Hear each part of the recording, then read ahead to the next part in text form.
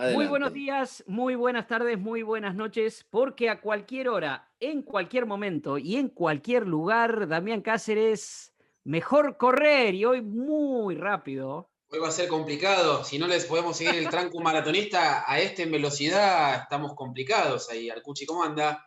Bien, bien, muy bien, bien, muy bien. Vamos a compartir un fondo largo con alguien que durante muchos años nos acostumbró a la explosión, Sí. a correr realmente muy rápido en una distancia, realmente de las distancias más simbólicas del atletismo. Alguien con quien compartimos en su momento, grandes momentos justamente, y como siempre lo hacemos, lo presentamos a través de sus redes sociales, pero yo hoy voy a hacer un cambio porque en vez de ponerme a buscar un posteo, porque está lleno de posteos, por ejemplo, en su cuenta de Instagram, cada uno de esos posteos yo recomiendo que vale la pena verlos porque son motivacionales y son para aprender, son para crecer, son para mejorar. Entonces me quedo con lo que dice abajo, le voy a sacar el ex, dice ex atleta olímpico, se es atleta olímpico siempre, récord 100 y 200 metros, preparador físico de Leones, medalla de oro en Río 2016, y sobre todo esto, porque tiene que ver con lo más reciente,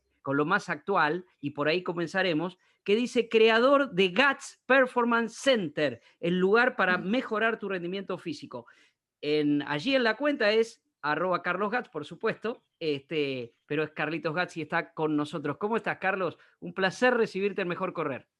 No, súper bien sí, sí, de estar con ustedes, sigo el programa, la verdad los invitados siempre dejan mucho, así que espero poder compartir y acercarle algo a los corredores bueno, que siempre están atentos Uh -huh. a sumar cosas a su entrenamiento, así que vamos cuando quieras Dale y bueno. nomás. Señal de largada, estamos listos, preparados, y largamos. Pero vos sabés que decía recién Carlitos, en serio, empezar por lo último, por lo más actual y que tiene que ver con esto Sí. del GATS Performance Center. ¿Qué es? ¿Qué es lo que te propones con eso? Mirá, lo que me propongo es estar al 100% de lo que es mi capacidad. Son muchos años de trayectoria como deportista. Vos sabés que para poder haber alcanzado esas performances en velocidad, tiene que ver con mi partida al viejo mundo. O sea, yo recorrí más de 34 países, más 15 entrenadores de bases importantes, entre ellos de los más reconocidos, tal vez Carlos Vítor, el entrenador de Pietro Menea. También estuve en la ex Unión Soviética con Robert Sokol. Todos los nombres que voy a ir tirando fueron mis formadores, son tremendas bombas. Estuve en Cuba con, digamos, Irolán Echavarría, con, eh, digamos, Gustavo Plá. Hay mucha gente que en Brasil, que bueno, Carlos Cabaleiro, Luis Alberto Oliveira, que te debe resultar familiar, porque Sí. fue el preparador de Joaquín Cruz y Barbosa, pero también preparó corredores de 400 metros. Toda gente que tuvo que, a ver, llevar más de 30 años de preparación para tener un sistema, un método de entrenamiento. Y yo tuve que aprender 6 a 7 sistemas, métodos de entrenamiento diferentes, que todos son muy buenos. Haber entrenado con Pascua Piquera, digamos, uno de los pilares en España, es importantísimo. Haber entrenado en Cuba es importantísimo. Haber estado con un lineamiento de la ex Unión Soviética también. Te puedo diferenciar los entrenamientos, algunos son de mayor volumen, otros son de mayor intensidad, otros son más técnicos. Por ejemplo, Pascua Piquera nos tenía hora y media haciendo ejercicios de carrera y él tenía incluso corredores de fondo. Hora y media, en cuanto todo nos toma, le damos, qué sé yo, 20 minutos a la mayoría o a veces menos dedicamos a los ejercicios de carrera. Estoy hablando de hora y media, o sea, eso me quedó así grabado. Después, bueno, ¿cuáles son los pilares de la velocidad?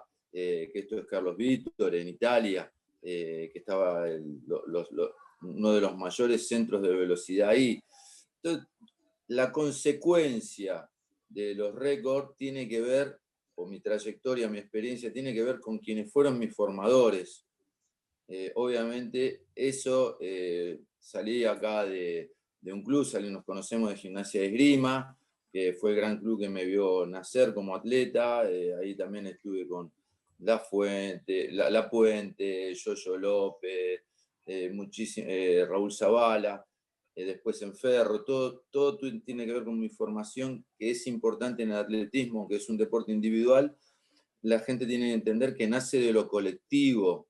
Acordate, en Geva éramos diariamente, yo siempre me acuerdo que éramos más de 50 tipos, aún días como el de hoy, lluviosos, pero caíamos de distintos lugares, como aerolitos, a la hora de entrenar estábamos ahí.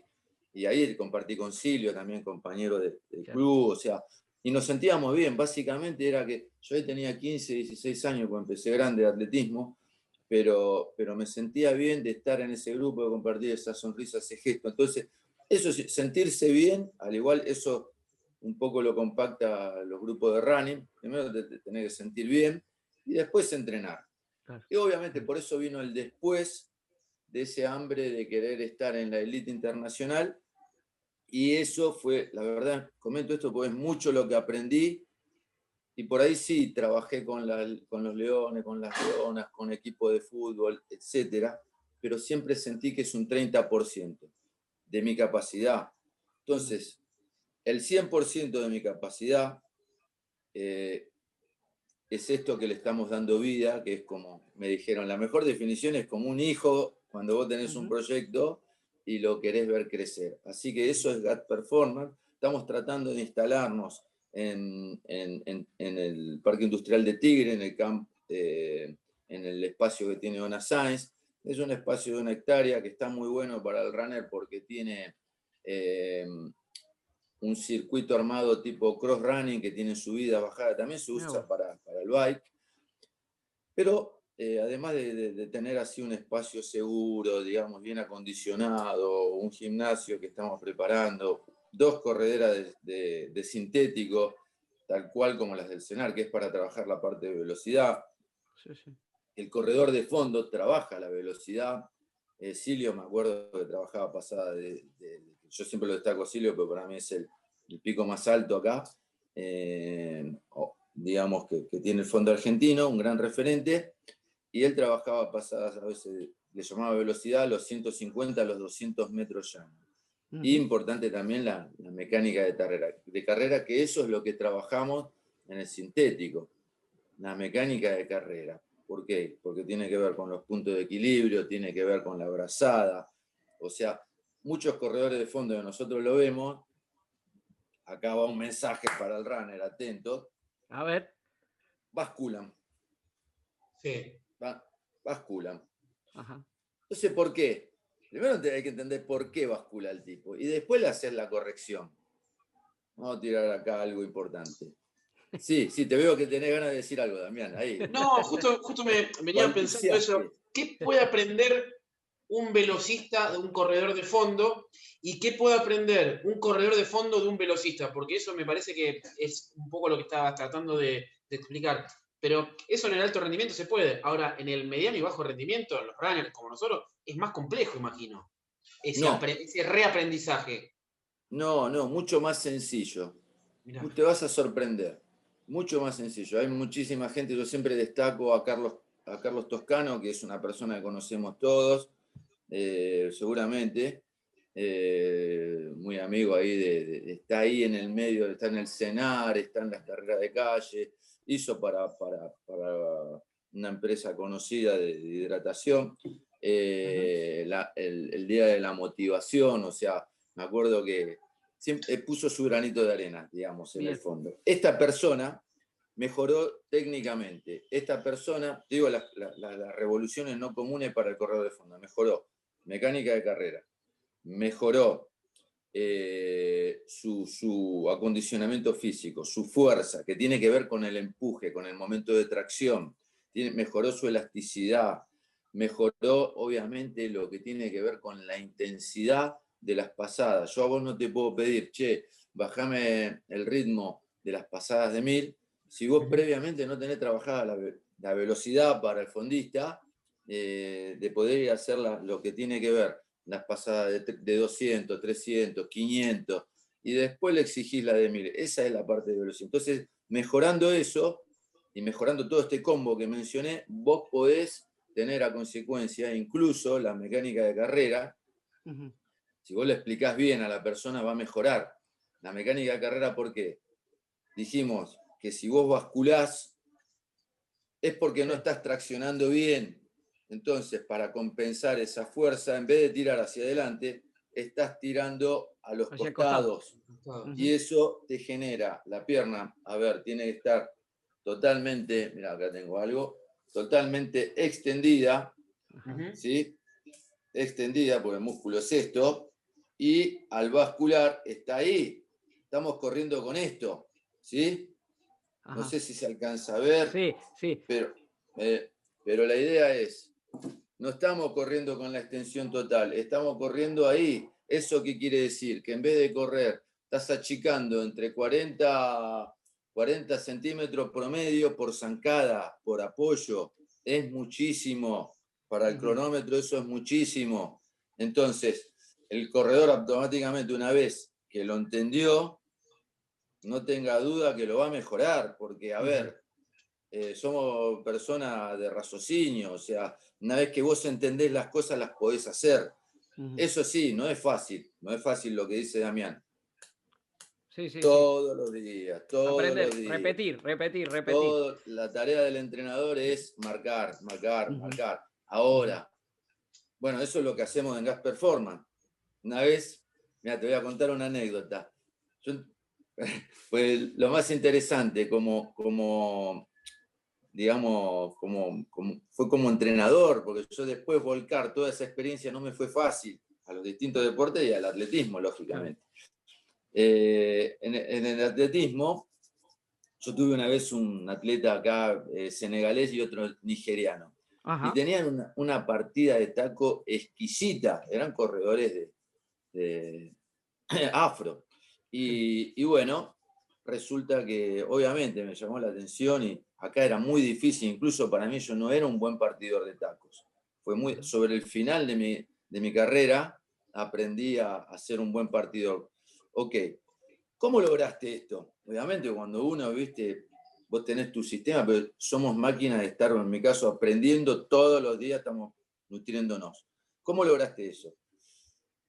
Porque yo tengo el sistema de repetición, de corrección, minucioso, ¿viste? Y dice, no, cuando nosotros iniciábamos, teníamos un entrenador que nos ponía una vara, en realidad el atleta se incorpora a los 30 metros, está totalmente incorporado para la salida de tacos. Entonces, y ves que salen como flecha y tratan de tener el menor desperdicio en los apoyos. Entonces, por ahí están las décimas. Tipo que ponía una vara y quien no pasaba por abajo de esa vara se comía un ramazo por el lomo. No, tremendo. Vieja escuela. Sistema de entrenamiento, por favor. Sistema de entrenamiento, macho, que todo dice, a varazos. O sea, yo obviamente opto por el recurso de repetición. Claro, no por el varazo. No por la vara, pero es un recurso de entrenamiento. Está muy bien. Estamos charlando con Carlos Gatz. Ya lo escuchan y saben de la pasión que le pone como entrenador. Nada nos pasó inadvertido, Carlos, de todo lo que dijiste de tu historia, y eso lo queremos desarrollar también. Alguien que te habla de que estuvo en 34 países y que se entrenó, por ejemplo, en lo que es hoy ex Unión Soviética, en un momento muy especial, y hay muchas historias por contar de esos viajes. Y otra cosa que quiero contarle a la gente, estamos en el Club 947, esto es Mejor Correr, esto sale los sábados y los domingos de 8 a 9 de la mañana, pero Carlos hace cuestiones que tienen que ver con la imagen, porque estamos por la radio, pero también nos pueden ver en video, y veíamos recién cómo se estiraba el músculo ahí, nos mostraba con una cinta. Esto también tiene que ver con la forma de enseñar. Ahora, Carlos, nos queremos meter en esa historia que contaste, que llegaste de grande, dijiste, al atletismo, y llegaste a ser el hombre más veloz de la Argentina, con el récord argentino en 100 y 200 metros, y queremos saber todo eso. Pero escuchamos un poquito de música, Dami, algo que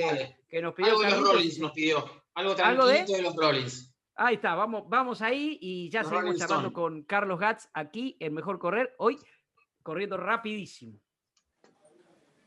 Y aquí seguimos en Mejor Correr, charlando con Carlos Gats. Estamos en la 947 y en todas nuestras redes sociales, @Mejor Correr, pueden escuchar y ver esta charla que hasta aquí tuvo que ver con el Gats Performance Center, pero yo le decía a Carlos, no me pasó inadvertido, conocemos tu historia, pero no necesariamente todo el mundo la conoce. Claro. Récord argentino de 100 y 200 metros, 2 veces olímpico, en Atlanta 96 y en Sydney 2000. Y nos decías, Carlos, entre las cosas que no pasaron inadvertidas, que entraste tarde al atletismo, que llegaste de más grande. ¿Cómo fue aquello? Mira, muy similar a la historia de casi todos los argentinos, que es empezar haciendo fútbol y crees que ese es el deporte principal. Claro. O sea, yo pasé, te voy a ser honesto, empecé como futbolista, veía a alguno corriendo, y vos sabés que en nuestra época, si veías a alguno con shortcito corte, qué sé yo, Sí, cualquier cosa, es cierto. le gritabas cualquier cosa. Ni hablar con calzas, ¿no? Ni hablar con calzas. Muy Va de atrevido, retro. muy hombre había que ser para ponerse calza, ¿viste? Y te daban con un caño. Yo era uno de esos payasos que gritaba cosas. Entonces, y llego al atletismo y llego de la mano de mi hermano mayor, Alejandro, a Geva, que Geva era como siempre Capital Federal fue lo más top. Yo vivo con Urbano, en Palomar. Y en realidad caía al atletismo como un castigo, como un destierro, porque yo hacía fútbol, me estaba yendo bien, pero a mi viejo no le interesaba. Entonces, fuera del fútbol, de una. Así, se acabó mi carrera deportiva en el fútbol. Y si querés hacer algo, seguirlo a tu hermano, Alejandro, sí, el mayor, que él era un fenómeno, digamos, muy difícil de igualar para mí en aquel entonces, porque imagínate que él competía en 100 metros, le iba bien, estaba en las finales. Competía en salto triple, a la tercera vez que hizo salto triple en su vida, hizo récord argentino de menor y juvenil. O sea, el tipo era un fenómeno. Vino el entrenador de la ex Unión Soviética, Robert Sotko, y después yo tuve y dijo, me quiero llevar a este tipo, porque mi viejo era, digamos, mi papá era ucraniano, aunque ingresó acá como polaco, pero bueno, entonces teníamos esa comunicación. Una cuestión de sangre, sí, una cuestión de origen, de sangre. Claro. Y mi viejo podía hablar con él, ¿viste? Porque hablaba 7 idiomas, mi papá, etc. Y bueno, o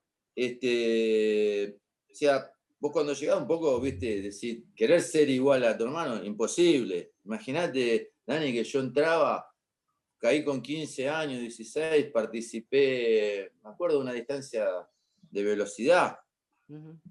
Y también de 300, toda la gente piensa que yo llegué y ¡pum! El gran fenómeno. No, señor, yo salí, no clasificaba para las finales. Yo soy de las personas que tuvo que tomar el camino más largo para obtener un resultado. Conozco el camino de la dedicación, del esfuerzo, del compromiso, y bueno, y cómo se logran, cómo se trazan las metas. O sea, las metas se trazan únicamente eso. Después voy a contar una anécdota tanto de Robson Caetano da Silva, que fue medalla olímpica en Seúl 88, de Pietro Menea mismo. ¿Cuáles son las claves que tiene un deportista de elite? Para llegar. No es sencillo. No es solo un libreto. Entonces, realmente tiene que ver con conducta. Y voy a contar la del Chino Gerosi, que hace un poco tiempo estuve trabajando hasta hace poco con él, que lo debes conocer por Geva también. Del tenis, un as del tenis, que se fue hace poco tiempo a otra vida. Y bueno, estábamos ahí en Geva, que empecé atrás de mi hermano, como mencioné anteriormente, un equipo excepcional, que después cuando tuve que trabajar después del 2000, mi primer objetivo fue tratar de llegar a armar un grupo tan grande como ese. Cuando estuve en la ciudad de Buenos Aires, llegamos a tener un número, porque yo ya había conocido un atletismo que era casi como decirte popular. Sí, o sea, claro. Porque había muchísima gente cuando yo iba a cada cita de entrenamiento. Entonces me sentía con la obligación de recuperar eso. Y también, tanto en el Gorki Grana, que es el partido de Morona, donde hoy vos vas y hay 500 pibes los días más fuertes son los lunes y jueves, porque están las escuelitas, y está el fondo, está todo. Están todas las disciplinas de atletismo. Es un lugar increíble, la gente está en zona oeste, no puede dejar de verlo, y quien quiera ir, aún hoy en verano, hay muchísima gente ahí por COVID y todo, pero como es lugar abierto y es muy grande el lugar, podés entrenar. También lo hicimos después en el Parque Sarmiento, obviamente con el apoyo de hacer el intercambio, porque otra de las cosas lindas que tenía Geva era ese momento tercer tiempo que se le llama en el rugby. ¿Sí? Entonces, había buenos momentos. Entonces me acuerdo que cuando yo estaba en Parque Sarmiento, llegamos a tener un grupo de unas casi 100 personas, 100 chicos, entre grandes y adultos, pero competíamos con Escobar, con Zárate, con el Gorky Gran, hacíamos meeting, encuentros para iniciación deportiva, que eso es lo rico, la sana competencia, donde vos decís, bueno, yo no es por subir al podio la medalla, no, teníamos un sistema de calificación que cada punto, cada puesto daba un punto para el grupo. Entonces, eso hacía de que todos fueran parte y que todos quieran participar. Y desde ahí, digamos, podías quedar, el equipo quedaba primero, segundo, tercero, cuarto, quinto. Y después... Eso es lo que vos decías recién, entonces, de por qué para vos el atletismo nace de lo colectivo. Ahora, totalmente. Vos con 15, 16 años empezás a competir y yo cuando me dijiste eso pensé rápidamente en un Joaquín Arbe, en un Eulario que jugaban al fútbol de chiquitos y se dedicaron al atletismo y rápidamente consiguieron sus primeros trofeos. Debe ser complejo estar a la sombra de tu hermano con esa edad, a la sombra en el sentido de que él ganaba, era un talento y a vos te costaba. ¿Por qué decidiste continuar? No, pará, que tener un hermano como un privilegio como Saya, que le decimos, acá en familia, a mí me abría las puertas. Ajá. ¿Entendés? O sea, yo no podría haber ingresado a Geva, que estábamos como becados, si no fuera por mi hermano. Claro. Iba detrás de él, más que sombra, él te marcaba la huella. Totalmente, él me marcaba camino. Pero Carlito, ¿cuándo empezaste a destacarte? O sea, ¿en qué momento empezaste a destacarte? A los 2 años de eso.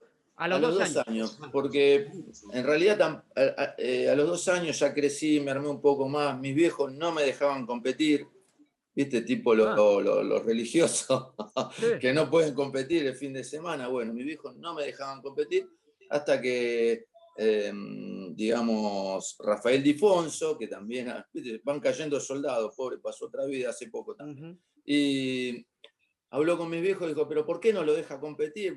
No, porque, qué sé yo, queremos que estudie. Mis viejos eran durísimos. Y bueno, y consiguió que me dejaran competir. Fui a Santa Fe y clasifiqué para un sudamericano en el 86. Y fue ahí a donde yo empecé a conectar con el atletismo, en el sudamericano de Quito, Ecuador. Ahí donde yo vi a John Smith ganar los 100 metros, que era un corredor de Panamá. Ahí vi a Jimena Restrepo, que venía, todos eran estudiantes americanos, estudiaban en la Universidad Americana, en distintos puntos de Estados Unidos. Entonces, ese era el atletismo, ese era el nivel, esa era la diferencia. Tenían un sistema de entrenamiento en el cual ellos se habían integrado. Y teníamos en su momento a un Tito Steiner, a un Omar Ortega, que eran los que se habían metido en la Universidad Americana. Claro. Entonces, esos eran mis referentes. Y yo y ahí empecé a engancharme con el atletismo. Obviamente me vine enojado, me acuerdo de Quito, Ecuador, porque no había traído medalla en el sudamericano. La única medalla fue de 4%, que fue meritoria. Sí. Fue buenísimo, pero el tipo tenía aspiraciones de estar ahí. Te juro, lágrimas en el hotel de bronca, de no haber pasado, digamos, a esa final. Se puede decir que era un competidor nato, eso sí. Y te voy a contar una más, después rápido voy a ir porque el tiempo es tirano. Bueno, termino eso, el año siguiente, en el 87, sí fui subcampeón y sudamericano, sí con 17 años fui al sudamericano de mayores, conocí a Robson Caetano, entonces, que venía de Roma 87, que venía de competir con Ben Johnson, el Big Ben. Entonces, ya me estaba estaba empezando a rozar con tipos que eran de la élite internacional y de la velocidad. Y esas fueron todas mis inspiraciones para después seguir entrenando. Al año siguiente, a través de Ferrocarril Oeste, de Rodolfo Bariza, me voy a Sojipa, a Brasil, a un sistema, a un medio totalmente diferente a lo que nosotros estamos acostumbrados a vivir. Los tenemos de vecinos los brasileños, pero están años luz de lo que es la Argentina. O sea, Sí, sí. no es una opinión personal, Sí, es sí, una sí, sí. realidad. Sí. Y bueno, y ahí empecé a crecer, y ahí me conecté con atletas que iban a Europa, y fueron ellos los que me dijeron, Charlie, vos tenés que ir a España, que se está Claro. preparando el caldo para Barcelona 92. Bueno, vamos para allá, ¿viste? Ahorro, que esto, que otro, porque mi viejo a esto, nada. Ajá. Casi me fui siendo menor de 21. Me fui siendo menor de 21 y mi viejo no me dejaba ir. ¿Sabes lo que costó mucho convencer a mi viejo para que yo había abandonado el estudio? Yo me tomo unos años sabáticos, dije, y me voy a España. Bueno, andá con tu plata si querés, porque acá no vas a tener un mango. Y el permiso no te lo doy. Pero yo ya ¿qué querés? Que me escape, ¿viste? Tú una... otra que, ¿viste? El muro de Berlín, ¿viste? Sí, ¿Por sí, qué me sí, tengo sí. que ir de esta dictadura? Y te fuiste, y, y te fuiste, y te fuiste y me igual. fui. Y me fui igual. Y acá viene la bomba. Ayer hablábamos con un amigo acá en un gimnasio que tengo,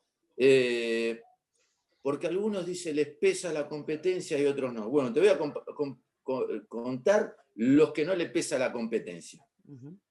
Yo estaba entrenando en Madrid y lunes. Llevaba unos 4 o 5 meses, mi familia no tenía una foto, no existía esto de internet, de celular Claro, y todo. claro. A veces me comunicaba por teléfono y me acuerdo que me dicen de un viernes para un sábado, Miguel Mostaza, el manager, me dice, escúchame, tenés una posibilidad de competir con Carl Lewis en Jerez de la Frontera. Porque, viste, yo en ese momento no tenía antecedentes, viste, Sí. para los europeos, todas las marcas hechas en Sudamérica son mentirosas. Ajá.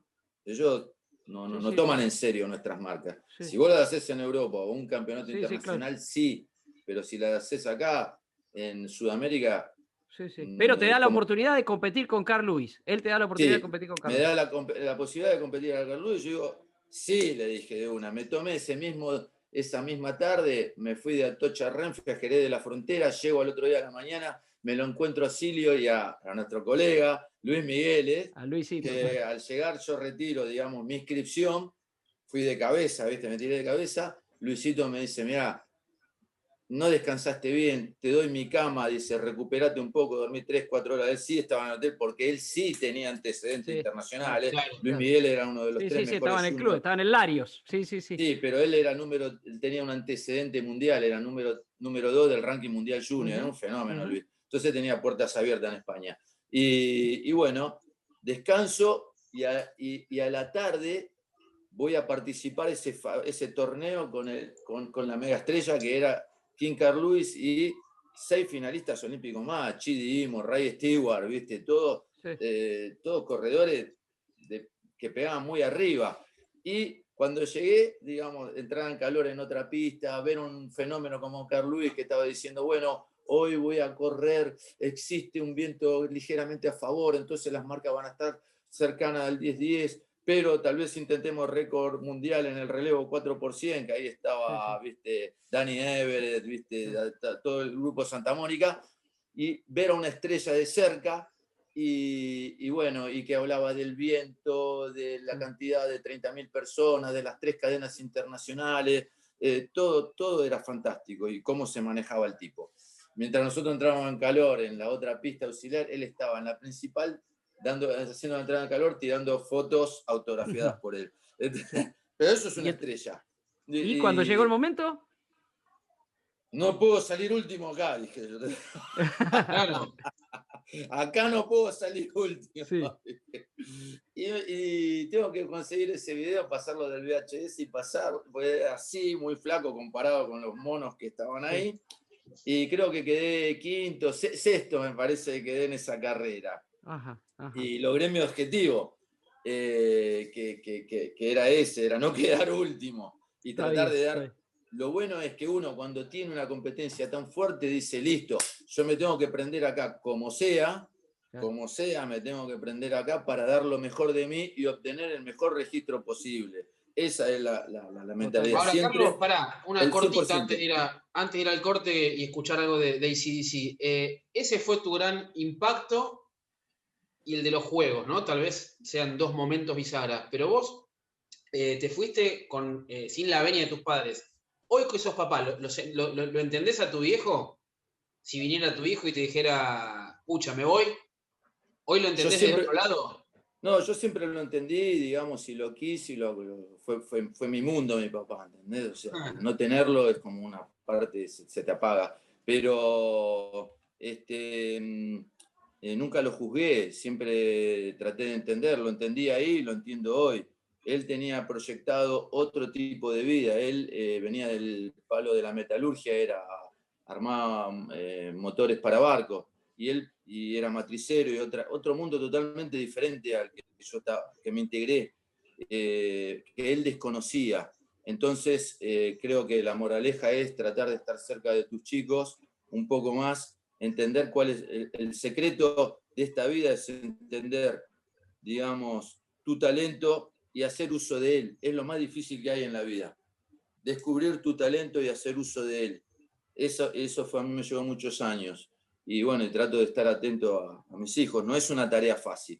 No, claro. Y bueno, a mí me llevó tiempo, no es fácil de entender como digo, y no soy la única persona que le pasó eso. O sea, nada Totalmente, más. Así totalmente. que, Carlos, estamos charlando con Carlos Gatz aquí en Mejor Correr. Ahora vamos a escuchar un poco de AC/DC, pero después, Carlos, quiero que en ese último tramo, se dé cuenta que estamos cerrando la carrera, nos recuerdes cómo fue aquello de los Juegos Olímpicos Claro. y también que nos digas para adelante si ves que hay un sucesor, si vamos a volver a tener alguien corriendo los 100 metros, un argentino corriendo los 100 metros de los Juegos Olímpicos. Ya seguimos sí, con Carlos sí. Gatz aquí en Mejor Correr.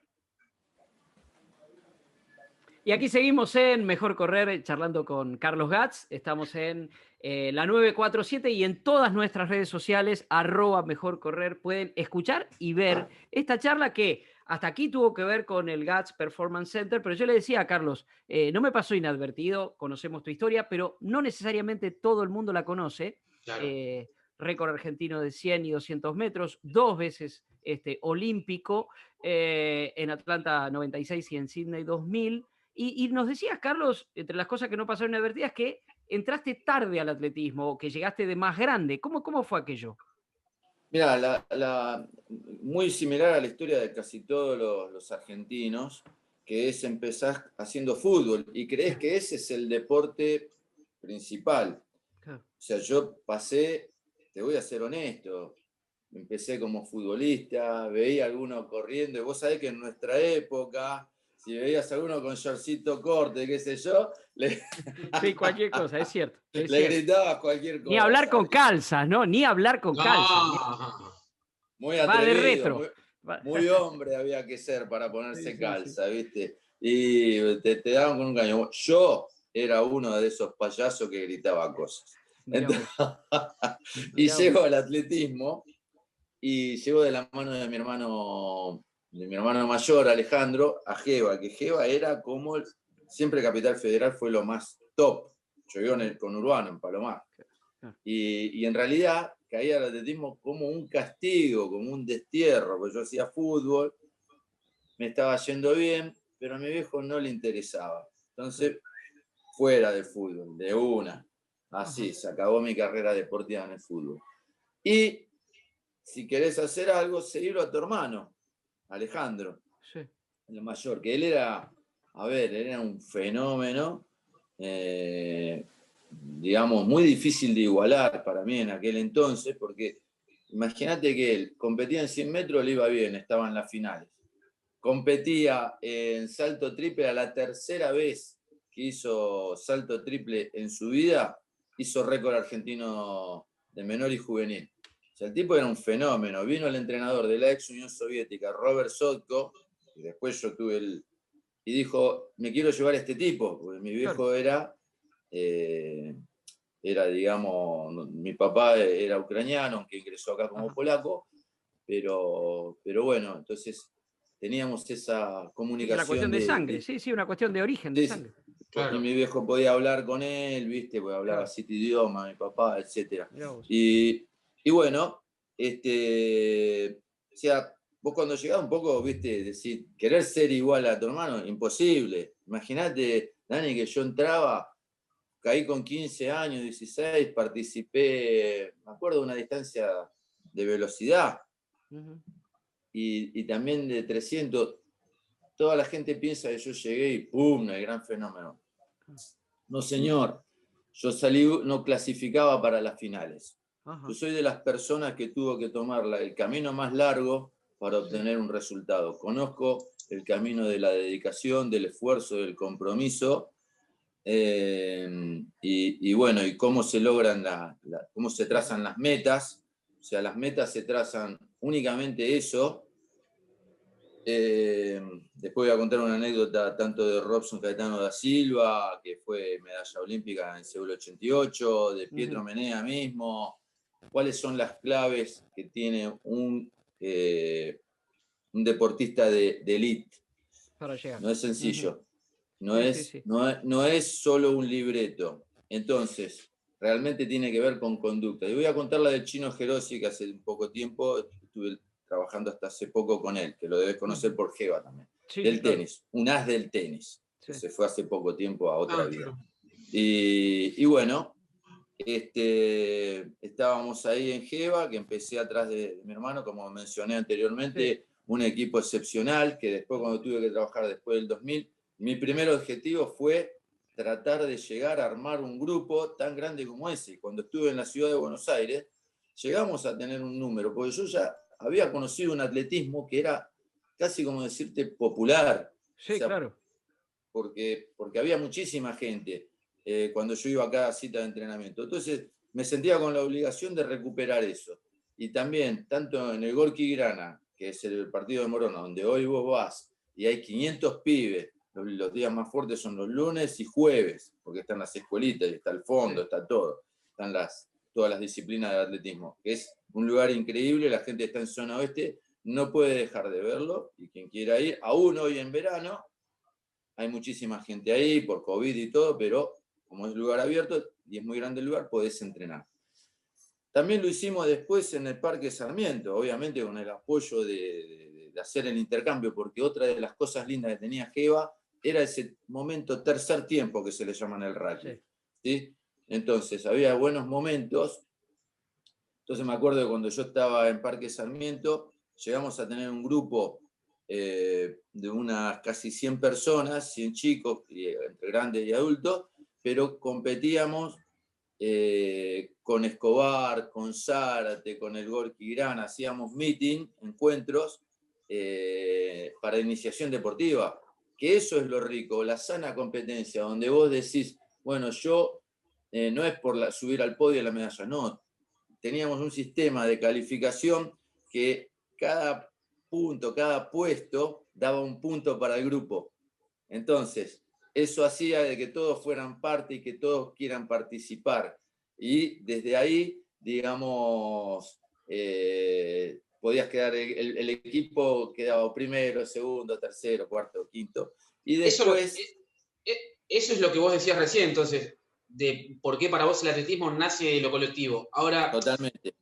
Vos con 15, 16 años empezás a competir y yo cuando dijiste eso pensé rápidamente en un Joaquín Arbe, en un Eulario que jugaban al fútbol de chiquitos y se dedicaron al atletismo y rápidamente consiguieron sus primeros trofeos.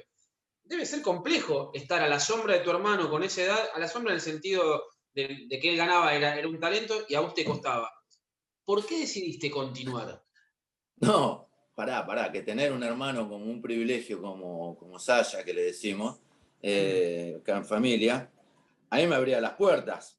Ajá. ¿Entendés? O sea, yo no podría haber ingresado a Geva, que estábamos como becados, si no fuera por mi hermano. Claro. Iba detrás de él, más que sombra, él te marcaba la huella. Totalmente, él me marcaba camino. Pero Carlito, ¿cuándo empezaste a destacarte? O sea, ¿en qué momento empezaste a destacarte? A los 2 años de eso. A A los los 2 dos años. años, porque en realidad a los 2 años ya crecí, me armé un poco más. Mis viejos no me dejaban competir, ¿viste? Tipo los religiosos Sí. que no pueden competir el fin de semana. Bueno, mis viejos no me dejaban competir hasta que, digamos, Rafael Difonso, que también, ¿viste? Van cayendo soldados, pobre, pasó otra vida hace poco también. Y habló con mis viejos y dijo, pero ¿por qué no lo deja competir? No, porque, qué sé yo, queremos que estudie. Mis viejos eran durísimos. Y bueno, y consiguió que me dejaran competir. Fui a Santa Fe y clasifiqué para un sudamericano en el 86. Y fue ahí a donde yo empecé a conectar con el atletismo, en el sudamericano de Quito, Ecuador. Ahí donde yo vi a John Smith ganar los 100 metros, que era un corredor de Panamá. Ahí vi a Jimena Restrepo, que venía, todos eran estudiantes americanos, estudiaban en la Universidad Americana en distintos puntos de Estados Unidos. Entonces, ese era el atletismo, ese era el nivel, esa era la diferencia. Tenían un sistema de entrenamiento en el cual ellos se habían integrado. Y teníamos en su momento a un Tito Steiner, a un Omar Ortega, que eran los que se habían metido en la Universidad Americana. Claro. Entonces, esos eran mis referentes. Y yo y ahí empecé a engancharme con el atletismo. Obviamente me vine enojado, me acuerdo de Quito, Ecuador, porque no había traído medalla en el sudamericano. La única medalla fue de 4%, que fue meritoria. Sí. Fue buenísimo, pero el tipo tenía aspiraciones de estar ahí. Te juro, lágrimas en el hotel de bronca, de no haber pasado, digamos, a esa final. Se puede decir que era un competidor nato, eso sí. Y te voy a contar una más, después rápido voy a ir porque acá el tiempo es tirano. Bueno, termino eso, el año siguiente, en el 87, sí fui subcampeón y sudamericano, sí con 17 años fui al sudamericano de mayores, conocí a Robson Caetano, entonces, que venía de Roma 87, que venía de competir con Ben Johnson, el Big Ben. Entonces, ya me estaba empezando a rozar con tipos que eran de la élite internacional y de la velocidad. Y esas fueron todas mis inspiraciones para después seguir entrenando. Al año siguiente, a través de Ferrocarril Oeste, de Rodolfo Bariza, me voy a Sojipa, a Brasil, a un sistema, a un medio totalmente diferente a lo que nosotros estamos acostumbrados a vivir. Los tenemos de vecinos los brasileños, pero están años luz de lo que es la Argentina. O sea, sí. No es una opinión personal, es una realidad. Sí. Y bueno, y ahí empecé a crecer, y ahí me conecté con atletas que iban a Europa, y fueron ellos los que me dijeron, Charlie, vos tenés que ir a España, que se está preparando el caldo para Barcelona 92. Bueno, vamos para allá, ¿viste? Ahorro, que esto, que otro, porque mi viejo a esto, nada. Ajá. Casi me fui siendo menor de 21. Me fui siendo menor de 21 y mi viejo no me dejaba ir. ¿Sabes lo que costó mucho convencer a mi viejo para que yo había abandonado el estudio? Yo me tomo unos años sabáticos, dije, y me voy a España. Bueno, andá con tu plata si querés, porque acá no vas a tener un mango. Y el permiso no te lo doy. Pero yo ya ¿qué querés? Que me escape, ¿viste? Todo una... otra que, ¿viste? El muro de Berlín, ¿viste? ¿Por qué me tengo que ir de esta dictadura? Y te fuiste igual. Me fui igual. Y acá viene la bomba. Ayer hablábamos con un amigo acá en un gimnasio que tengo, porque a algunos dicen les pesa la competencia y otros no. Bueno, te voy a contar los que no les pesa la competencia. Yo estaba entrenando en Madrid y lunes. Llevaba unos 4 o 5 meses, mi familia no tenía una foto, no existía esto de internet, de celular y todo. Claro. A veces me comunicaba por teléfono y me acuerdo que me dicen de un viernes para un sábado, Miguel Mostaza, el manager, me dice, escúchame, tenés una posibilidad de competir con Carl Lewis en Jerez de la Frontera. Porque, viste, yo en ese momento no tenía antecedentes, viste. Sí. Para los europeos, todas las marcas hechas en Sudamérica son mentirosas. Ajá. Ellos no toman en serio nuestras marcas. Sí. Si vos las haces en Europa o un campeonato Sí, internacional, claro. sí, pero si las haces acá, en Sudamérica... Sí. Pero te da la como, oportunidad de competir con Carl Lewis. Él te da la oportunidad de sí, competir con Carl me Lewis. da la posibilidad de competir a Carl Lewis. Yo digo, sí, le dije de una. Me tomé esa misma tarde, me fui de Atocha a Renfe, a Jerez de la Frontera, llego al otro día de la mañana, me lo encuentro a Silvio y a nuestro colega, Luis Miguel, A Luisito. que al llegar yo retiro, digamos, mi inscripción, fui de cabeza, ¿viste? Me tiré de cabeza. Luisito me dice, mira, no descansaste bien, te doy mi cama, dice, recuperate un poco, dormí 3, 4 horas. Él sí estaba en el hotel porque él sí tenía antecedentes Sí, internacionales. claro. Luis Miguel era uno de los Sí, 3 estaba mejores en el club, juniors. estaba en el Larios. Sí. Sí, pero él tenía un antecedente mundial, era número 2 del ranking mundial junior, era un fenómeno, Luis. Entonces tenía puertas abiertas en España. Y bueno, descanso y a la tarde voy a participar ese torneo con la mega estrella que era King Carl Lewis y 6 finalistas olímpicos más, Chidi Imo, Ray Stewart, ¿viste? Todos corredores que pegaban muy arriba. Y cuando llegué, digamos, entrar en calor en otra pista, ver un fenómeno como Carl Lewis que estaba diciendo, bueno, hoy voy a correr, existe un viento ligeramente a favor, entonces las marcas van a estar cercanas al 10-10, pero tal vez intentemos récord mundial en el relevo 4%, que ahí estaba, ¿viste? Danny Everett, ¿viste? Todo el grupo Santa Mónica, y ver a una estrella de cerca, y bueno, y que hablaba del viento, de la cantidad de 30.000 personas, de las 3 cadenas internacionales, todo era fantástico, y cómo se manejaba el tipo. Mientras nosotros entrábamos en calor en la otra pista auxiliar, él estaba en la principal haciendo la entrada en calor, tirando fotos autografiadas por él. Pero eso es una estrella. ¿Y cuando llegó el momento? No puedo salir último acá, dije yo. Claro. Acá no puedo salir último. Sí. Y tengo que conseguir ese video, pasarlo del VHS y pasar, porque era así, muy flaco comparado con los monos que estaban ahí. Y creo que quedé quinto, sexto me parece que quedé en esa carrera. Ajá. Y logré mi objetivo, que era ese, era no quedar último y tratar de dar... Lo bueno es que uno cuando tiene una competencia tan fuerte dice, listo, yo me tengo que prender acá como sea, me tengo que prender acá para dar lo mejor de mí y obtener el mejor registro posible. Esa es la mentalidad. Ahora, siempre, Carlos, pará, una cortita 100%. antes de ir al corte y escuchar algo de AC/DC. Ese fue tu gran impacto y el de los juegos, ¿no? Tal vez sean dos momentos bisagra, pero vos te fuiste sin la venia de tus padres.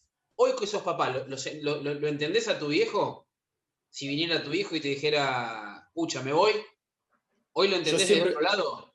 No, yo siempre lo entendí, digamos, y lo quise, fue mi mundo, mi papá, ¿entendés? O sea, no tenerlo es como una parte, se te apaga. Pero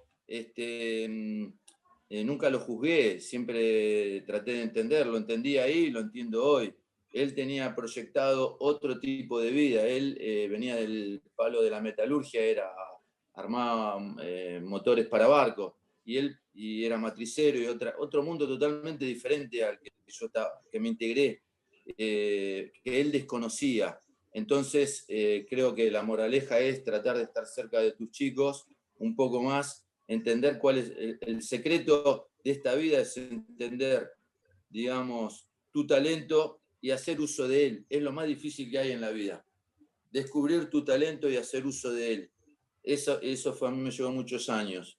Y bueno, y trato de estar atento a mis hijos. No es una tarea fácil.